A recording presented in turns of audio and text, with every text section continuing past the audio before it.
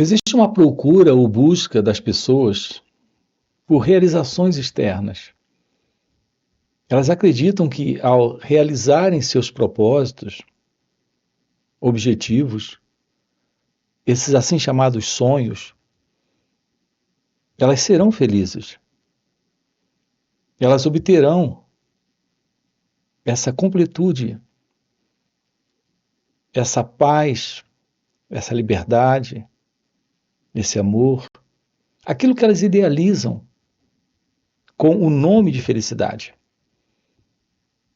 Obterão isso ao realizarem os seus sonhos, seus desejos. Elas chamam de realidade desejada. Aquilo que elas querem, aquilo que elas desejam, em geral elas chamam de realidade. É o meu sonho. Isso é a realidade da vida que eu preciso. Então elas perguntam como alcançar a realidade desejada. Aqui nós estamos com você explorando isso, investigando a pessoa presente, essa que está presente e idealizando isso. E como isso se processa? E que idealização é essa? Como isso de fato ocorre? E será que é verdade que a realização desta realidade desejada realmente nos fará feliz? Seremos felizes ao realizarmos aquilo que desejamos? Aqui nós queremos com você investigar algumas coisas. A primeira é essa ilusão. É a ilusão de alguém aqui. Porque você tem pensamentos, você acredita que existe. Porque você tem sentimentos, você acredita que existe. Emoções e sensações, você acredita existir como alguém. Alguém que está presente porque pensa, está presente porque sente, está presente porque pode falar, ouvir, caminhar, passear, pode desejar, pode obter, pode realizar. Você usa o pronome eu, referindo-se a si mesmo como sendo alguém. Você tem um nome, você tem uma história, você tem um corpo, então você existe como alguém. A grande verdade sobre isso é que a vida está acontecendo. Há uma realidade, sim, presente aqui. Mas essa realidade, ela não é a verdade desse mim, desse eu, dessa pessoa. A verdade desse mim, desse eu, dessa pessoa, é uma construção do pensamento. É o pensamento que diz: eu penso. Se eu penso, eu existo. É apenas o pensamento que diz penso, logo existo. Não existe tal coisa como esse existir de alguém, porque o pensamento está presente. Primeiro vem a presença do pensamento, depois a ideia no pensamento de existir, como o eu. É o pensamento que está inventando, imaginando, criando uma ideia completamente equivocada desse processo. Quando você vê alguma coisa, nesse instante, a só o ver, Quando há um pensamento dentro de você, há só um pensamento? Primeiro surge o pensamento, depois surge a ideia de alguém que tem o pensamento, de alguém que está pensando. Primeiro há esse ver, depois a ideia de alguém que está vendo. Notem que a grande verdade sobre esse existir de alguém é algo que vem depois que o pensamento surge. Primeiro surge o pensamento, depois surge um pensamento sobre esse alguém. Primeiro você vê aquela flor, é só o olhar. Depois surge a ideia de você olhando a flor. Não há qualquer separação entre você, nesse olhar, e a flor. Temos a presença do olhar. Não existe esse você como um elemento separado desse olhar. Assim como não existe esse pensador como um elemento separado do pensamento. Isso é de simples observação de cada um de nós. Quando não existe um pensamento em você, não existe esse pensador. Quando não existe algo sendo visto, não existe esse observador. Então estamos diante de um único episódio, de uma única ocorrência, de um único fenômeno. Não existe tal coisa como uma separação real entre o observador e a coisa observada. Eles aparecem juntos. E se não existe coisa observada, não há nenhum observador. Não existe nenhuma separação entre o pensador e o pensamento. Não é como o pensamento diz, tem dito para todos nós. Há dezenas de anos, não, há centenas de anos, o pensamento tem criado e estabelecido esta crença dentro de nós, de que existe primeiro o pensador e depois surge o pensamento. Nós não sabemos nada sobre o pensamento, como ele ocorre, como ele se processa e qual é o significado dele. E, no entanto, estamos dentro dessas conclusões, uma conclusão basicamente criada pelo próprio pensamento. Eu penso, logo existo. Aqui nós temos que investigar isso com muita clareza. Uma vez que você acredita existir como alguém, você acredita ter necessidades.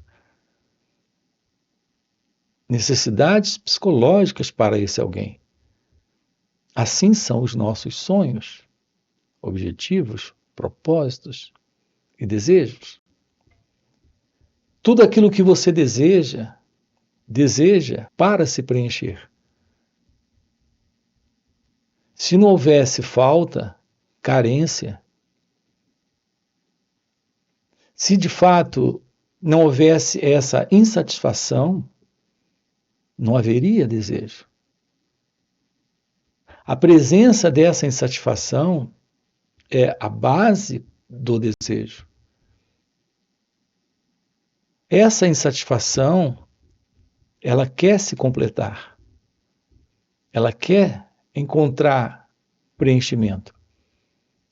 Então, o pensamento se projeta para se preencher nesta ou naquela realização. Esse é o desejo. Esse desejo é uma construção do próprio pensamento. Então, o pensamento tem uma imagem, ele estabelece uma relação com essa imagem, uma relação de sensação, de preenchimento, de satisfação, de completude, e o próprio pensamento se projeta nessa ideia de realizar isso, nesse plano, nesse propósito de realizar isso. Assim, quando você usa o pronome eu, nós estamos diante apenas de um pensamento. A presença desse eu é o pensador, é aquele que está no projeto, é aquele que idealiza aquilo. Mas notem, não existe separação entre o pensamento e o pensador. É como aquele pequeno cão correndo atrás do próprio rabo. Nós já vimos essa cena. Algumas vezes o cachorrinho fica aborrecido e ele está aborrecido com alguma coisa e a gente olha e presencia o seu aborrecimento. Ele está aborrecido com o seu próprio rabo. Ele fica nervoso com o rabo, preocupado com o rabo, irritado com o rabo. E ele começa a perseguir o seu próprio rabo. Então ele começa a correr para tentar apanhar o próprio rabo, para poder brigar com ele. E quanto mais corre, mais corre, mais corre. Não existe nenhuma separação entre esse pequeno cão e o seu próprio rabo.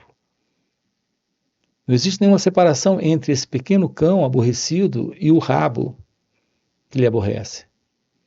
Ele está correndo atrás do próprio rabo. Nós temos funcionado, estamos funcionando psicologicamente exatamente dessa forma. Nós estamos à procura dos nossos sonhos, objetivos, propósitos, ideais. Não percebemos que a insatisfação é a base dessa procura. E essa insatisfação é criada pela própria condição psicológica de inquietude que o pensamento causa. Assim, o pensamento cria o problema e quer encontrar uma solução para o problema. Então, esse elemento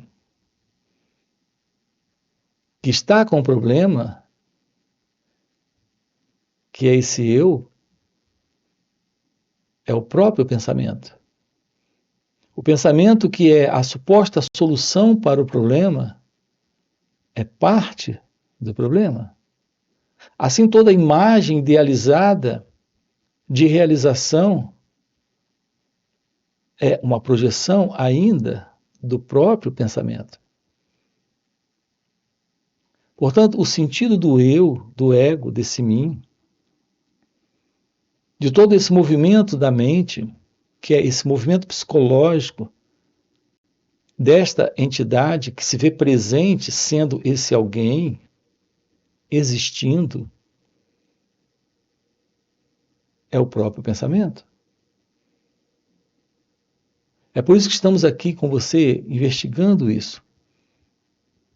Nós precisamos descobrir a verdade sobre o fim para essa psicológica condição, que é a condição desse mim, desse alguém, desse que existe, separado da vida, separado do outro, separado do mundo, separado de Deus. Qual é a verdade sobre esse eu? A não ser que tenhamos isso de uma forma clara, estaremos sempre envolvidos dentro dessa ilusão, que é a ilusão de alguém para ser feliz, realizando propósitos, objetivos, sonhos do lado de fora. Esse do lado de fora é apenas o rabo sendo perseguido por esse pequeno cão, que é a ilusão de alguém dentro. Assim nós temos a ilusão de alguém presente para se preencher psicologicamente em desejos, em realizações externas. Repare que nenhum desejo até hoje que você realizou lhe deu felicidade. Porque nenhum desejo pode lhe dar essa completude. Uma vez que todo desejo realizado é apenas o pensamento se concretizando. Mas tudo que é parte do pensamento está dentro desta limitação. É típico do pensamento a incompletude que ele representa. Uma vez que todo pensamento ele está dentro de uma limitação. O que o ser humano realmente procura na vida não é esta realidade desejada. O que o ser humano procura na vida é a ciência do seu próprio ser. Mas a mente, nesse modelo do pensamento, que tem uma estrutura de cultura humana, de sociedade humana, a mente está projetando esta realização do lado de fora. Está procurando externamente. O anelo maior do ser humano é pela ciência da verdade divina, da verdade de Deus. Assim nós precisamos descartar essa ilusão. A ilusão que está sustentando essa psicológica condição de busca pela realidade desejada. O elemento básico que sustenta isso em cada um de nós. Nós temos colocado aqui inúmeras vezes para você. Precisamos aprofundar isso cada vez mais. É a questão importante do que é o pensamento. Repare que o pensamento criou essa separação entre eu e a vida, entre eu e esses sonhos, entre eu e a felicidade, eu e o amor, eu e a paz, eu e Deus. O pensamento criou essa ideia desse eu. É ele que se vê como esse elemento separado e à parte do próprio pensamento, como sendo o pensador. É o pensamento que criou a ideia de alguém presente experimentando a vida, sendo experimentador da vida. Então tem a vida e esse experimentador. Observe que toda experiência em você é uma lembrança que vem do passado. Quando você diz que teve a experiência, que viveu aquilo, você está falando de algo que já foi. E o elemento que está fazendo uso dessa fala, repare, é o próprio pensamento. É o pensamento que tem a referência da experiência que ele viveu. Assim, esse experimentador não é outra coisa a não ser o próprio pensamento. E esse pensamento não é outra coisa a não ser o passado. Assim, o pensamento cria o experimentador, cria o pensador. O pensamento cria o objetivo, o propósito, o alvo, para se preencher, que em geral o ser humano chama de amor, paz, felicidade, ou qualquer outro nome para um sonho, para uma conquista. Notem que estamos diante de algo inteiramente falso. Reparem que é o próprio pensamento criando tudo isso, sustentando tudo isso, mantendo isso tudo. Então, o que é o pensamento? O pensamento é o movimento desse próprio alcançar, obter, realizar. Mas esse movimento nasce exatamente do passado. Assim, nós estamos psicologicamente, internamente, lidando apenas com o passado. É esse passado que está se projetando para o futuro. Mas não existe tal coisa como o futuro. Como acabamos de colocar aqui para você, qualquer desejo que você realizou foi só o futuro sendo encontrado, com base no passado. O passado projetou o futuro. Você encontrou esse futuro, realizando esse desejo. Mas tanto você, quanto esse passado, quanto esse desejo, não é outra coisa, a não ser o pensamento. Então a incompletude continua, a insatisfação continua, a ânsia por mais outra coisa surgiu. Assim nós passamos uma vida inteira, 40, 50, 60 anos, sem a verdade sobre o amor, sem a verdade sobre a felicidade, sobre a paz, sobre a liberdade, sobre aquilo que realmente estamos procurando. Nós estamos procurando em razão da presença do pensamento. Um trabalho direto, de compreensão direta de todo esse processo, põe fim a esta procura. Porque descobrimos a beleza de um encontro com a vida nesse instante. Sem esse passado e sem esse futuro. Então, esse movimento de busca, de procura, termina. Não é da realidade desejada que você precisa, é da ciência, da verdade que está aqui e agora, do seu ser, que por natureza é amor, por natureza é felicidade, é liberdade. Talvez você pergunte, mas por que não sabemos nada sobre isso? Não sabemos porque nunca investigamos.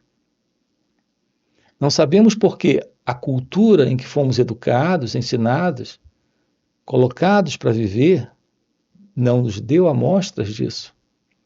Pelo contrário, esse modelo de mundo que recebemos sempre nos colocou dentro desse contexto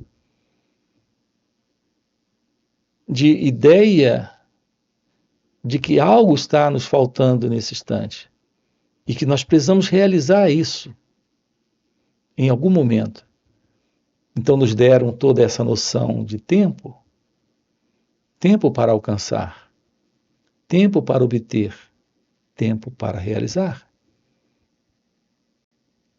Assim nós olhamos para as pessoas à nossa volta e vemos que elas têm o que a cultura nos diz que precisamos ter, o que a sociedade nos diz que nós precisamos também obter para sermos tão felizes quanto elas. A pergunta aqui para você é a seguinte: isso é verdade? Elas são realmente felizes? Porque dirigem o carro que você sonha? Tem aquele trabalho que você deseja e está fazendo de tudo para conseguir? Realmente elas são mais felizes porque têm fama, sucesso, porque têm muitos seguidores nas mídias sociais? Será que elas são mais felizes porque elas têm uma casa que você inveja, um carro que você inveja, parecem ter um casamento perfeito, filhos maravilhosos. Será que tudo isso é verdade? Ou estamos apenas diante de uma ilusão, de uma fantasia, de uma projeção típica do pensamento em nós? Portanto, repare, nós fomos educados para a inveja, para a comparação, para essa avaliação dos valores materiais, mundanos, humanos. Será verdade que a felicidade consiste nestas coisas? Será verdade que o amor consiste nisso? A paz consiste nisso? Aqui com você estamos investigando isso, explorando de perto isso, tomando ciência disso. Repare que esses vídeos, eles não são populares. Nós não estamos aqui falando com uma multidão. Do que é que as pessoas gostam? O que de fato elas apreciam? Em razão desse fundo de condicionamento que nós temos, aquilo que apreciamos é aquilo que nos incute mais ainda os valores do mundo. A importância de ser alguém. A mente vive dentro de uma grande ilusão. A ilusão de se completar, de se preencher, de se realizar. Nesses diversos propósitos que ela busca. Assim, no ego, nós estamos como esse pequeno cão, volto a dizer, correndo atrás do próprio rabo. Depois de 80, 90, 100 anos de idade. Se caso chegarmos até lá, ao nos depararmos com o fim de tudo, nada, absolutamente nada, teve qualquer significância, valor ou importância. Assim, essa condição psicológica é a condição do vazio, da nulidade, da insuficiência, da carência, da pobreza. Assim como criaturas humanas, estamos levando uma vida superficial, medíocre, infeliz, mesmo em meio a toda a riqueza, luxo, mesmo sendo olhado por esse mundo como alguém importante, feliz.